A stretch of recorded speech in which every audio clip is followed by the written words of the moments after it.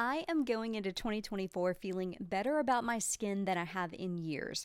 Being consistent with my barefaced skincare is definitely paying off.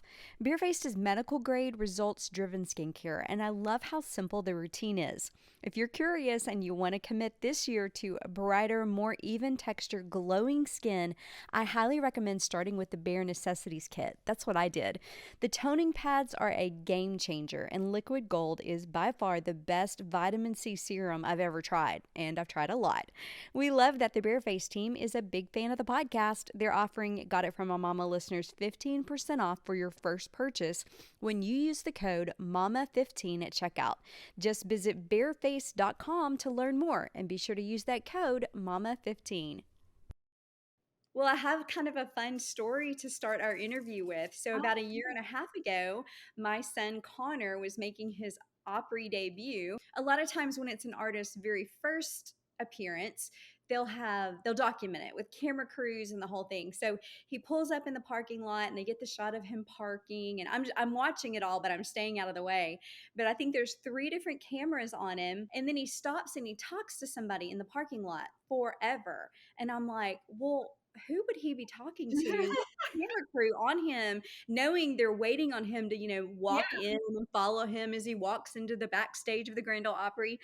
And so he finishes talking. They give each other this big hug, and then when I finally get to talk to him, I'm like, Connor, who was that? That the crew was? What? He goes, Mom, that was Brandon Lake. Oh, Which was so sweet. And he's just always been such a fan. And it was just, wow. yeah. Well, I saw that precious video that Brandon posted recently, which was part of your testimony Yeah. that you were able to share in a really detailed way, which is now on YouTube, and people can look you up and find that. But I just knew when I saw that, I'm like, okay, this story is so special, and I know will be so Mhm. inspiring to other moms. So thank you so much for joining Hmm. me on the podcast today. Oh, my pleasure. It's always a joy to be able to talk about yourself. Because we don't get to do that very often. You're always pouring into other people. So, yeah, my pleasure. And of course, we all love our favorite topic, our children, right? Yes, I could talk all day. Yeah. Yeah. Well, introduce me to your family. So, of course, we invite you on because you're Brandon's mom, but equally as important, you actually have three children, right? I do. I do. Well, I have a husband of 37 years, Mac, who was helping us get on this thing, helping me. We've been married 37 years, and we have three children. Brandon is our oldest, and we have another son, Jordan, and then we have a daughter, Brianna. Okay. And our oldest, Brandon, and our baby girl, Bree, have our grandchildren, and we have six Oh my grandchildren. goodness, there's Yeah, six grandchildren now. And did I hear you say that you actually live in pretty close proximity to all we of them? do. All of them live in the Charleston area. We pretty much have it covered, the four ends of the corner of Charleston. So within 20 minutes, 30 minutes at the most, we can everybody can be here at our house. So Yeah. it's an incredible blessing. And every day we see it as that because we know God could take them, in ministry. He could take them anywhere at any time. So Oh, we absolutely. Yeah. savor every day. So, have you and your husband been in ministry the entire time that you've been married, all those 37 years? We have. Um, when we have a very unique story, but from the very beginning, he was a youth pastor, and then we did seminary, or he did seminary, and then It's okay to say we because I know the wife's role in seminary is a lot. it was a lot, but yeah, so thankful I was able to do that work, and so that he could get what the education he needed, and then from there went to be an assistant pastor at a church, and then we planted a church, and then God's just taken us to a couple different churches. He's been leadership development, started a church planning network. And you guys met and married pretty young and pretty quick, right? We did. I met Mac. I had gone off to college, and while I was away, he had moved to Charleston. And when I came back, it took me a couple of months to get on my feet after coming back from school. And I decided, okay, I've got to get back into singles group and get back into being involved in church. Hmm. And he tells the sweetest side of the story that he walked into singles group and saw me, and he said, looked at his friend and said, I've got to date her. So we connected, and we were just incredible friends for 1 month. Just literally, we're together every day, hanging out as friends. And by the end of that month, I told my mom, I said, I am falling in love with this man. And soon after that, he told me on the front steps of my parents' house, I think I'm falling in love with you. And I said, I couldn't wait for you to tell me because I am in love with you. And within 4 months, we were married. So Oh, it wow. was very fast. He waited till I turned 20. So as soon as I turned 20, we got married. And so from start to start, it was 6 months. Brandon and Brianna both were 20 years old when they got married. So Really? very, very unusual. But Mac likes to tell people that he raised me. So it was to his advantage. My favorite part of your story is how you have used the valleys in your life to be able to minister to other families, to other women, other couples, you and your husband, and some of the things that you dealt with either infertility or miscarriage. But Yeah. tell me a little bit more about that. That desire in you to become a mom. Were you one of those little girls that always played with baby dolls and that mothering and nurturing was very natural to you? Yes. Yes. Very much so.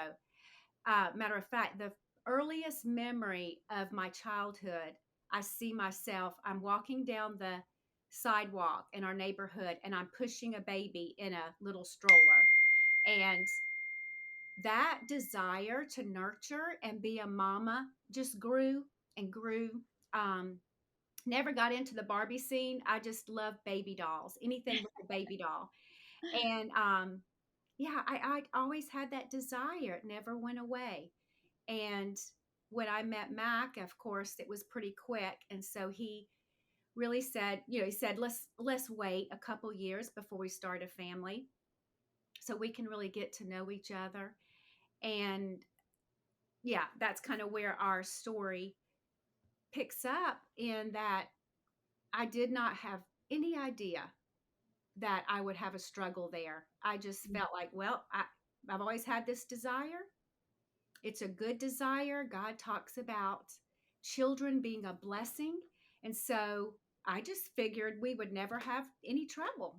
But Yeah. that's not exactly what happened. Well, and I don't think that that people talked as openly then when you would No. have been dealing with it with miscarriages about infertility and all of that. You know, after you were married and ready to start a family, it probably never entered your mind, like you said, Mm-mm. that it wouldn't just happen easily, naturally for you. And that was Yeah. quite a road. Take me down kind of what you went through before the blessing of Brandon. Before the blessing. We actually never planned to get pregnant. Like I said, we wanted to wait a couple years because we did get married so fast. Mac was in seminary. And so we just knew financially it wasn't wise. And um, we knew we would start a family, but I got pregnant really easy, which was a blessing. I could get pregnant really easy. And we just couldn't figure out how to keep from getting pregnant at that time. I tried lots of stuff and it didn't work. Um, so I would get pregnant. And of course, the moment I found out, we were just overjoyed, so excited. But soon into the pregnancy, I lost them at different times. There was one, I was well into my 3rd month. So, you had to have that procedure, and it Right, was a right. little more, um, that was harder to deal with. But Hmm. every time it would happen, I was so heartbroken. I knew enough that I would go let it all out to the Lord. And my story is very much like Hannah's in First Samuel. I never held back from sharing my heart with the Lord. And my mom had always taught me God can handle anything. He knows our heart anyway. So get it out and share with him and allow him to nurture you back to a healthy place. And So each time I would do that, I would pour my heart out to the Lord. And sure enough, before I would get off the floor, because, it's just those when you are going through such desperate pain, it's your whole body grieves. And so Right. I would just lay there and pour my heart out to him. And then by the end, much like the Psalms that David would share, he wrote about by the end of the prayer, he was saying, "But God, I trust you. You are faithful. And I trust you with this. I trust you with this pain."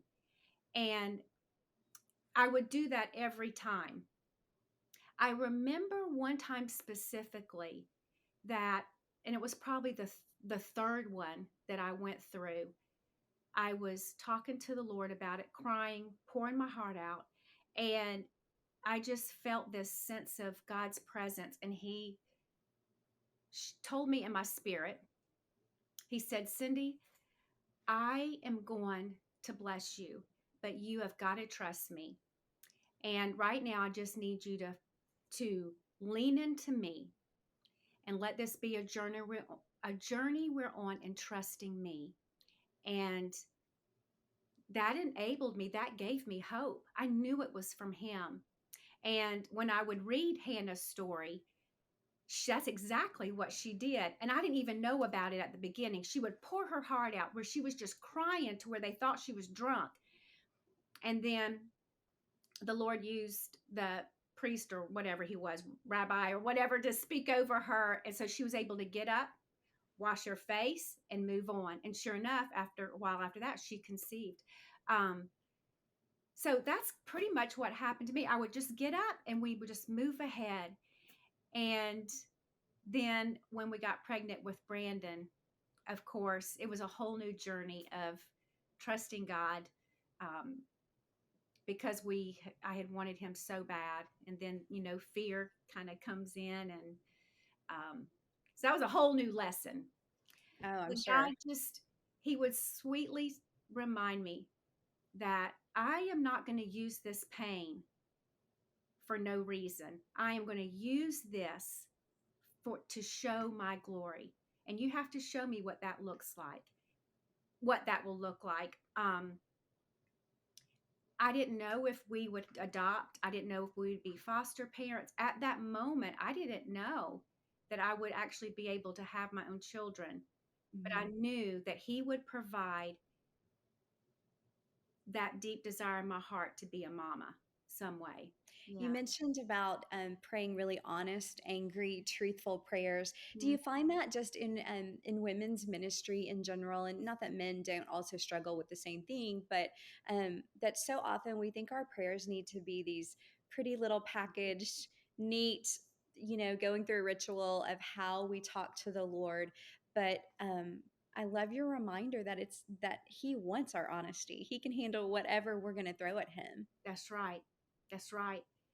That I'm learning a whole new meaning to the word lament, Mm. which is that deep heart grieving. It is painful, whatever the circumstances in your life. When you have a vision for something and it gets crushed, it's devastating. But I think that's when God wants to show Himself faithful and real. That's when God really became real to me, because literally in my own flesh, I would have gone down a rabbit hole of um, negative doubt and probably even depression. And I feel like God just, He blessed me. He protected me from going down that road. And I Mm. never dealt with that. And I'm so thankful for it. But I think that's because I was able to be real and just truly give it out to Him, give everything out to Him over and over and over again. But every time I experienced the power of the Holy Spirit bringing a peace in my heart, even when I didn't see the outcome. And that's truly nothing that we can ever have in the flesh. It Mm. comes from a personal relationship with Him. that he can Absolutely. give that. But yeah, Right. And no matter what someone's journey is, it may not be miscarriage as it was for you, but whether it's divorce or disappointments in friendships or family relationships or whatever it may be, it applies in a whole lot of areas for that's sure. right. That's And right. you experienced those you experienced miscarriages before you had Brandon, and then that wasn't the end of that journey. You still struggled. Yeah. You went on though to have two more children, your son Jordan and then your daughter. Yes. How would you say that you see purpose in the valley that you went through and how you're able to minister to other people? Wow. Honestly, it's funny. I just met with a precious 24-year-old girl the other day, and she had messaged me and she said, I just want to talk to you about God. And I said, okay, I'm there. I can talk about God. And so when I met with her, she said, I just want to hear your story. She had seen a little blurb that I think Brandon had put on, maybe the same one you saw. Uh-huh. He said, I wanted to hear about that. And so, like the beginning, we love telling our story. And I think that's part of God's calling on each of our lives. Whatever He allows us to go through, we He uses it so that we can encourage others and bring hope for others and spur them on, whatever the circumstance is. And so, life is hard. I don't care who you are, you can't escape it. But Right. we have the power of the Almighty God working on our behalf to bring all things to good for those who love Him and are called according to His purpose. So, the privilege to be able to like sit with that 24-year-old young lady who's so hungry for God, but has her own challenges of waiting. I was able to say, you continue to pour your heart towards with the intimacy of God, seeking Him every day and trusting Him with what you desire. Don't uh, don't don't chase that desire. Don't let that become a God. God knows that desire. He put it there for a reason, I believe. Um, but you keep searching the heart of God and intimacy with Him, and then you just watch Him bring His glory in your time. He Mhm. will bring glory to whatever the situation is in some way. And I do think that's what God's done with our trial is to just help people realize that God is real. He sees you. He sees you, Mama. He sees you. He sees your heart. And He will bring the goodness of Him to that situation. Just sometimes it looks different than what we expected, and the timing is different, but He is always faithful, always. So beautiful. Okay, tell me a little bit about Mr. Young Brandon, his personality Oh, as a child, and was he super easy? I mean, we got to be real here, right? Was he yes, feisty? yes. Was he shy? Oh, Brandon Lake. Have you ever studied the personality types? Like Oh yeah. way back when in our early days, it was the lion, the golden retriever, the otter, and the beaver. I Um, remember those. Yeah. yeah. So, the lion is the strong leader. And well, Brandon Lake, from the day that child was born, was the otter. Brandon loved people. He probably never played with a single toy we ever bought for him because all he wanted to do was to be outside with other children playing. He loved riding his bike. He loved being around usually older children. Um, Thinking back, all his friends were usually a year or two older than him, but he was so full of life. And I remember my mom telling me one time, she said, don't you remember how wild Brandon was? I said, no, I don't. I said, he was just a little boy. He was what he was supposed to be. He was wide open, loved people. To this day, Brandon has a very his smile. What's that word? Infectious smile. Mhm. Had Mhm. that from the very beginning. He just loves life. Yeah. It was interesting because I kind of wanted to ask you that. Has he always connected with people well? Like even as a child, connected with people because, he'll talk a lot about like what he writes about. They may not be his own personal experience of something he walked through, but he connects with people so well and so intuitively that he's able to write to where we feel like he's writing our story or something that we can relate to. And I just wondered if you'd kind of always seen that connectability in him. Yeah, really have. Now I know he is my own, and um, looking back, there was something very special about his temperament, his personality. Uh, he was he was very inquisitive about always about learning what he wanted to learn about. And so he would put himself in situations where he could ask questions at an early age to learn, to grow. He honestly, from the beginning, we knew he was a natural born leader. This episode is brought to you by BetterHelp. The fresh start of a new year always motivates me to think about ways to improve. From being more organized, eating healthier, or working on those tough relationships, I am such a firm believer that everyone needs someone unbiased to talk to about whatever weighs on you. And for us moms, it's a lot. Like me, you are probably guilty of worrying about everyone else's emotional health and tend to neglect your own. But here's what I've learned: if we work on being the best version of ourselves, we're in a much better place to care for those around us. That's where BetterHelp comes in. It is therapy that is entirely online. It is convenient, flexible, and can be done at home in your comfy clothes. Just go online, fill out a brief questionnaire to get matched with a licensed therapist. And here's your motivation to get started. Visit betterhelp.com/mymama today and get 10% off of your first month. That is BetterHelp, HELP.com/mymama. So, if you guys follow our Instagram or watch these episodes on YouTube, you have met Tucker, our golden retriever who greets the podcast guests whenever they come over. Unfortunately, my little wild man loves to run through the woods on our property, and naturally, he gets a little dirty, which means he doesn't smell great. Fortunately, I can sprinkle Coat Defense's daily preventative powder on Tucker. It's like a dry shampoo that almost acts like a repellent for dirt. Since we started using this, Tucker stays so much cleaner. He hardly ever scratches anymore, and we don't have to bathe him as often, which is good news for us and even better news for Tucker. We do love this product, and you can try it on your dog or your cat, even your horse, by visiting coatdefense.com. Be sure to use the code MAMA15 for 15% off. What could you have seen him being when he grew up? Like, it's always fun, to talk about, a little boy or maybe what he said he wanted Oh, to be, or what kind of conversations would he either have with you, or did you think about him in that role? I knew he always wanted to get married young.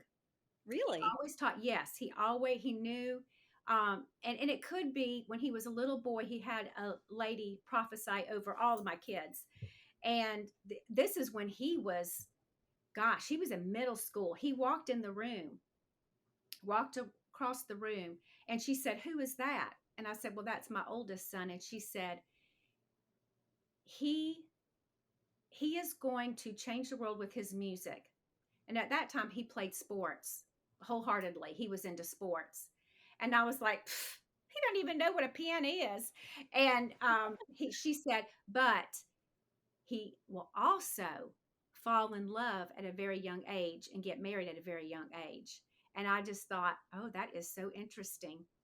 Um, sure enough, he did. But I don't know if back then I didn't know what he was going to be. I don't think I ever thought about it. I knew he was going to change the world for Jesus because of his personality, and he had such a kind heart. Still does.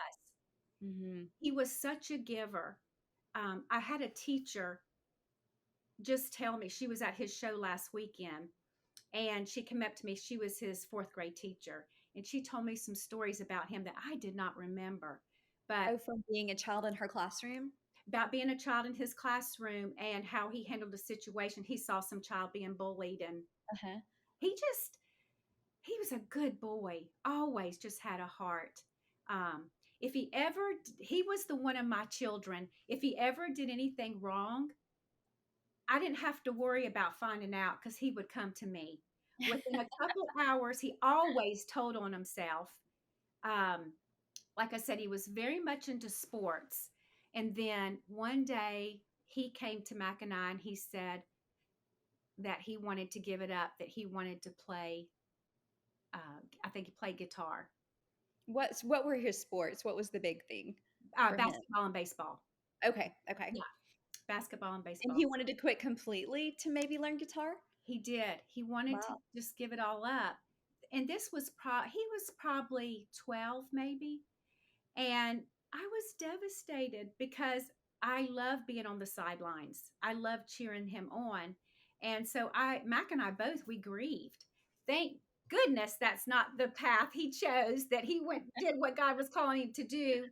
Um, but that's, that transition to that, we really grieved. And then Mac sat down with him one day when he said he wanted to pursue music, and he taught him the three chords. Was Mac a Yeah. musician at all or played or he just knew the basics? Mac was a phenomenal singer, but the day he started preaching, he gave up singing. He knew three chords, so he taught Brandon the only three chords he know. I don't even know what they are. I'm sure you know what they are. Maybe C, E, and G or something. I don't know. Yeah. And so, of course, Brandon just picked it up right away. Couple of weeks later, Brandon came back to Mac and said, "Okay, Dad, I've got this down. Let me show what I've been learning."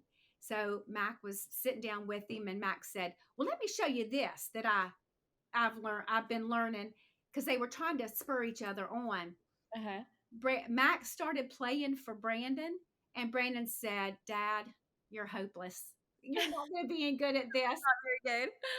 So Mac put his guitar down, and then Brandon just continued to flourish. And I'm sure you couldn't have imagined the path that no, that was going to lead to. no. As he got older, he went, after he graduated from high school, he went to a worship arts school in Florida, Fort Lauderdale. It was a year program. And so at that point, I thought, okay, because I had always seen he had a heart for the Lord Mhm. and just such a pure heart to live righteously, to be a good guy, and Mhm. to just flourish in his relationship with the Lord. So I saw a pastor's heart.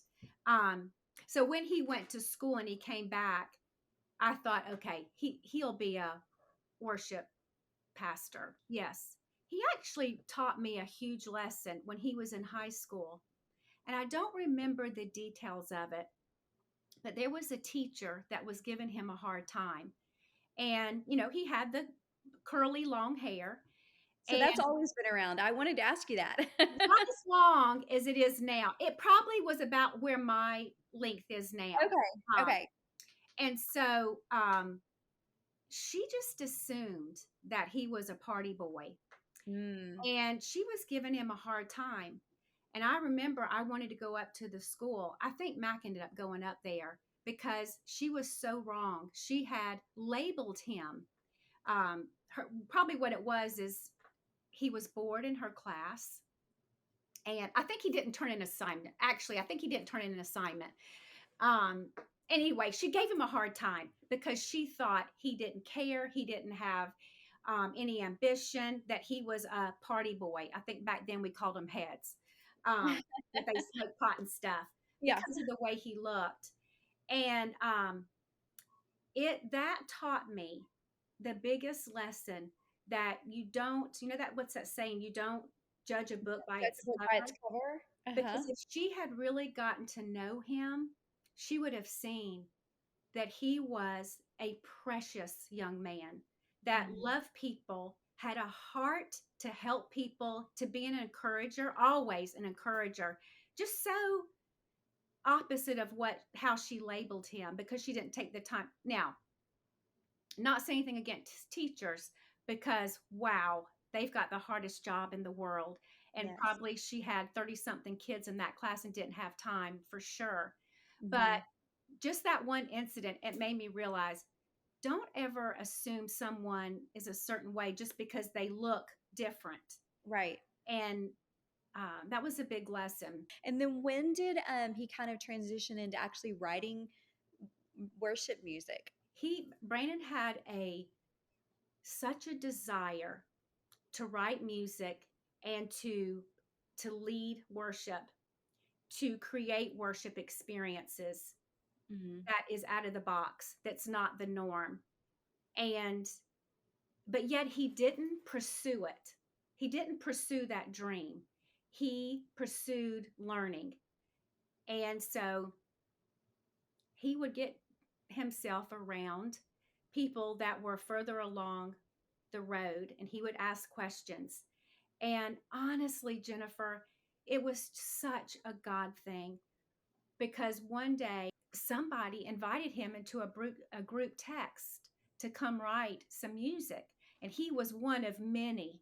And when he looked at that text and saw who the people were going to be in that room, he said, no way. There is no way they're inviting me to be in this room. It was a God thing.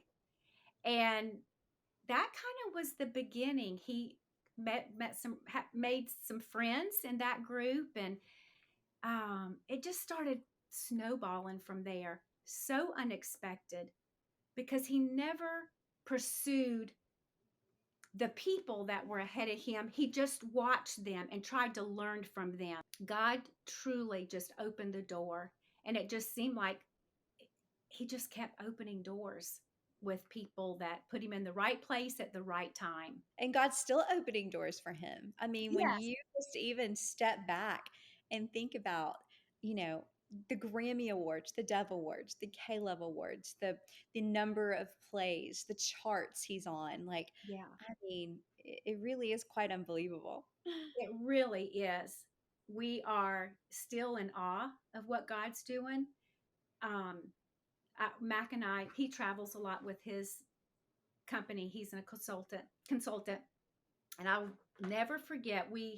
I went with him to California to do some work, and we turned on the radio station. It probably was K Love, I think Mhm. is one of those, and he was on the radio, and we were like pulling out our phones and we were taking a picture, and we both looked at each other and we said, we are listening to our son on the radio across our country. We couldn't believe it. But this to this day, literally a couple days ago, I got in the car and turned on, and gratitude was on. And I'm just like, Lord, thank you. Thank you.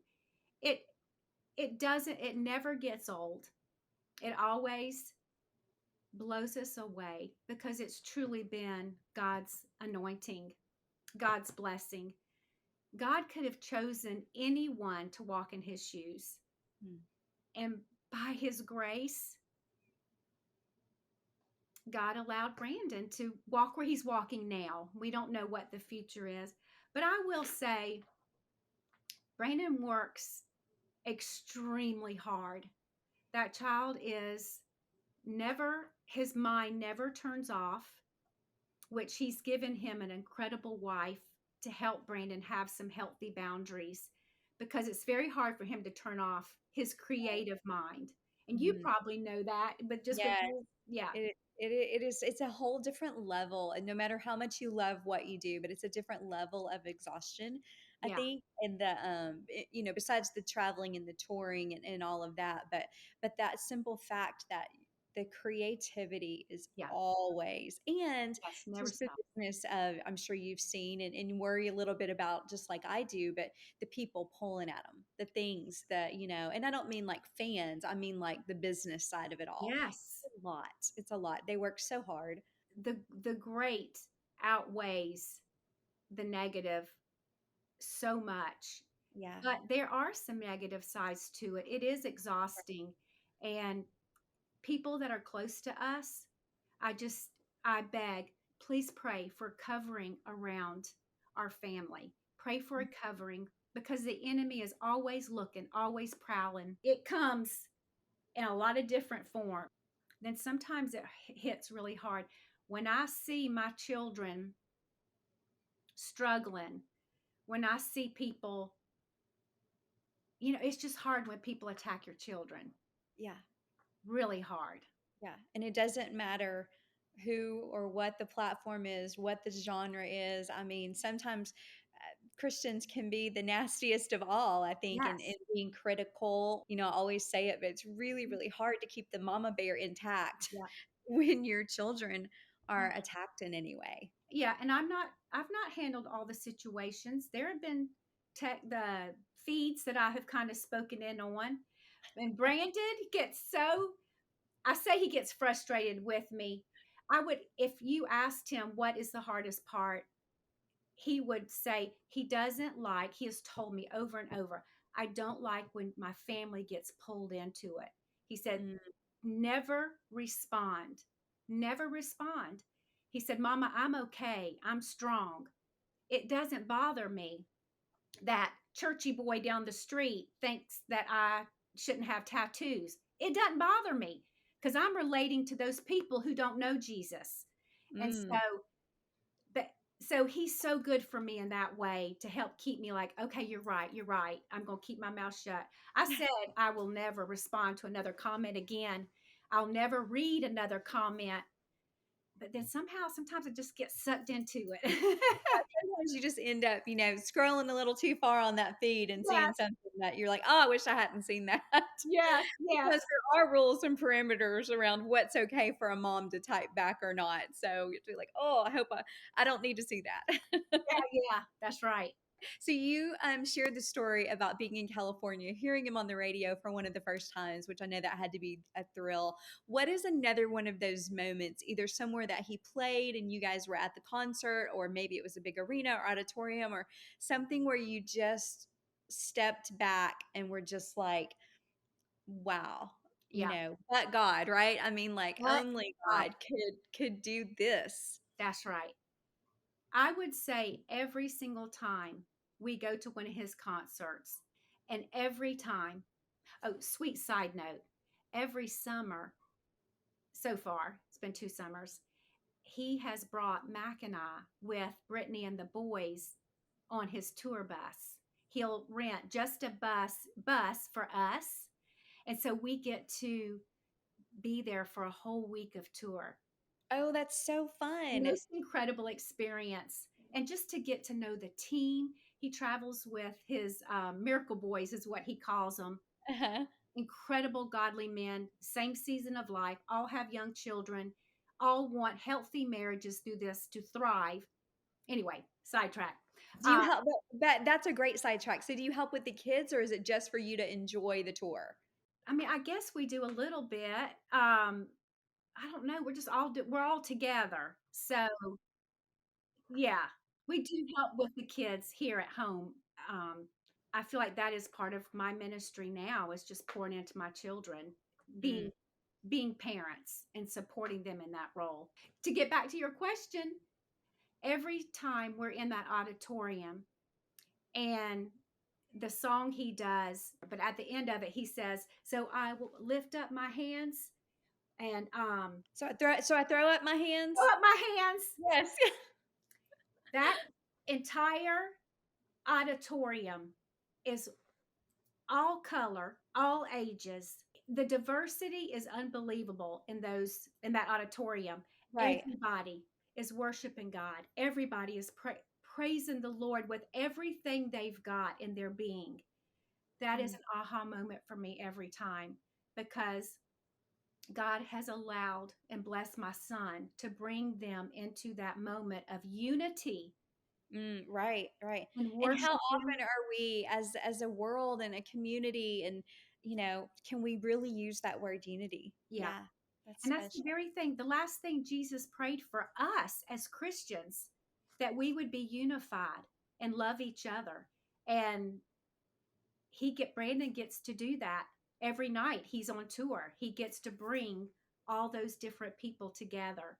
And so I love that is I am always in awe. Um, I look at him out on stage and I'm like, I don't really believe that's my son. I feel the It, same way. I can't even comprehend it. And he goes into such a different place. Mm. Right after he gets off stage, he's so hyped up. Um, I'm like, oh my gosh, this is like a different person. It's the way it's supposed to be because he is just so. And I'll tell you, moments before every time he says, I am so nervous. We were at the Greenville show this past weekend. And again, he said, we were back there with him, and it was like about 20 minutes before he went on. And he said, I am so nauseated. I'm so nervous. And, but he, Still to this day, no matter the size of arenas yes, and places that he's played, he still feels that yes, way before stepping on stage. yes. Wow. But he says something happens. And by the time he walks around, oh, it makes me want to cry. And before he steps on that stage, the Holy Spirit comes over him. There's a peace that comes over him, and he does what God's called him to do. Wow. And so I think I said something. I'm so glad that you still have that feeling of butterflies and of like, Yes, yeah. because that means you're still dependent on God. Mm. Yes. Yeah, Yeah. that is a beautiful way to word that. Absolutely. Wow. Would you say that um, supporting the kids and the grandkids and the fact that you all live there in the same community, which is so amazing, Yeah. would you say that that is probably the biggest way that you support Brandon now, having an adult son? Oh, for sure. For Hmm. sure. Yeah, being there for Brittany. Well, for him, but Brittany is a phenomenal wife. She is more. You're talking about Ephesians 3, when you pray for your children, who they married to be. God gave us Ephesians 3 with Brittany and our other son-in-law, which by the way was Brandon's best friend all growing up. Oh, his sister married his best friend growing up? Yes, Oh yes. my goodness. Oh, Mi- wow. His name's Michael, and he sent us a video because they need it for something they're doing for Brandon. We have a video of Brianna. She's probably 7 years old, videoing. Well, no, she couldn't be seven because Michael was about 12. So they're 5 years Okay. different. So older than seven. Anyway, she's videoing Brandon and Michael playing the guitar on his bed in their bedroom. But anyway, Brittany and Michael are more than we could ever ask or imagined. And she wants to be hands-on mother and do it all and do it well. She does it well. But there are times, yeah, that we are able to get in there and pick the boys up from ball practice. All both her boys, older boys, are extremely athletic and Hmm. very good, very gifted. And Hmm. so they're in a lot of on Saturdays, they literally can be in basketball, soccer, and football all in one day. Oh my goodness. Is that really hard for Brandon to miss those days? Oh, so hard. I think that's where a lot of guilt comes in Mm. That's because the sacrifice that people don't see. It's one of. Mhm. yes, it's so hard. That's probably the hardest thing, and especially having Banner that's a year old. Mhm. They all adore Brandon to death, and to miss you know a lot of things. Yeah, it's really hard. Some of those crucial days. You mentioned, of course, his best friend growing up is now a part of the family, but does he also have people on his team or people that he surrounded himself with that he grew up with or even family members? Yes. Uh, One of the best advice that was given to Brandon and Brittany early on, and there's couples that are way far down the road than Brandon and Brittany have Mhm. spoken into them. Another blessing that God just so graciously put them in a relationship with. And one of the things that they said, the importance of surrounding yourself with healthy friendships, and Yes. especially here at home. Our home church, Seacoast, first of all, they love Brandon and Brittany, support them, provide, and this kind of sounds funny, provide a place where they're just normal people. They do Mm. not treat Brandon as a celebrity. They don't treat them as anything special. When he leads worship, probably once a month, maybe once every 2 months, He still does that? he still does that. He'll Mhm. lead one song. He won't even, it's not like the Brandon show. And that is so healthy for him. Yes. And um, his team, the guys that he travels with, the band, Mhm. several of them, two of them live here, go to Seacoast. Like I said earlier, they're in the same season of life. They Yeah. want to thrive in this season of ministry. And so they hold each other accountable to live as godly as we can and call each other out. One of the fellas on the band that doesn't live here, his name's David. David was Brandon's friend when he was junior high, high school, when he started in music. Uh-huh. And they would play in a band in our garage and loud, loud. And I just saw David this weekend. I said, David, do you remember when y'all were going through that screaming phase? Uh, the music where they just screamed. Uh-huh. And I said, I never told you this, but Brandon would come inside the house and I'd say, oh, Brandon, please don't do that screaming. Tell David to scream, but you don't scream because it's going to hurt your voice. Oh my goodness, that's so funny. Brandon said, I remember, Mama, you saying, I know you say it's Christian music, but I can't understand what you're saying. So it just hurts my heart. I don't remember saying that, but he said that's what I said. I was Oh my trying to destroy his vocal cords before he even got started. well, you were smart to give him that advice, that's for sure. So what would you say, this is the question I love to ask all of my guests, but what would you say that Brandon got from his mama? Mm, that's a good question. Um, I had to think because he is so much like his daddy. He is Really? such a natural born leader Uh, and thinks outside the box like his daddy. Um, loves people. Brandon has an incredible anointing on his ability to communicate. I think mhm. his, um, what do you call that? The speaking is, anyway, he's very gifted in that too and sounds just like his daddy, which is crazy to me. But this is about me, not his daddy. First thing is, he definitely got my curly hair, although I pull my curl out. But if So I, if you just dried your hair, it would be super curly like his? oh, Like yeah, without straightening a little bit? yes. Okay. Except it doesn't go down. Mine goes out like a lion's mane. You have to control it somehow, Yeah, right? so I Yeah. pull my curl out, Uh, as much as I can. So that's the first thing, and he is so known by his curls, it's so funny. Um, Brandon has my emotions. oh. He is incredibly emotional, but I think that's one of the things that makes him such a phenomenal worship leader Mm, because he feels and he feels for people. Um, he actually, it's a funny story. When he was in high school, because I'm very emotional, he told me one day, he said, Mama, I I am emotional like you. And so when I tell you something, I need you to be even keel.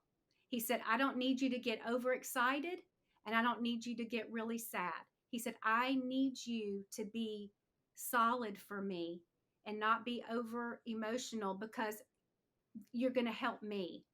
And I'm like, oh my goodness, that's a lesson I need to learn for all my teenagers for, dealing with people. Don't be way up and way low because, they're like that as a teenager. yeah. Anyway, Well, uh, it's easy. We talk a lot about like not getting on the roller coaster. And when you're wired the way that you and I both are actually, then it's easy because you're matching his emotion. And that's the way I think yes, we're naturally wired.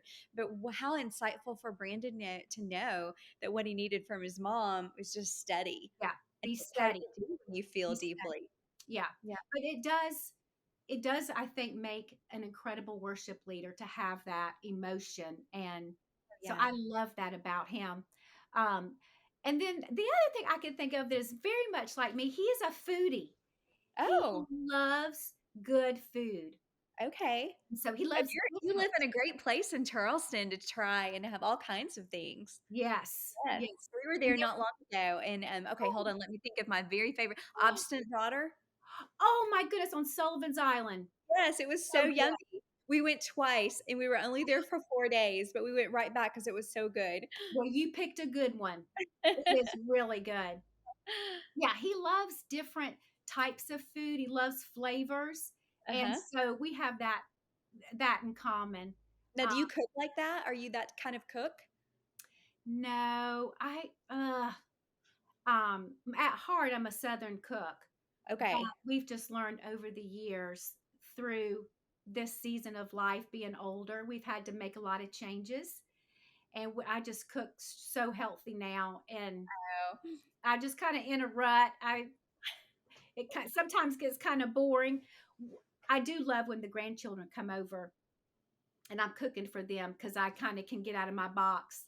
But they like basics. They like Yeah, that macaroni they're and not looking for cheese anything and fancy. Yeah, yeah. yeah. So And it's amazing to me how he's been able to be so successful in his career, to still live in Charleston, which is really hard to do when so much of the production and everything is coming out of Nashville, here where I yes, am.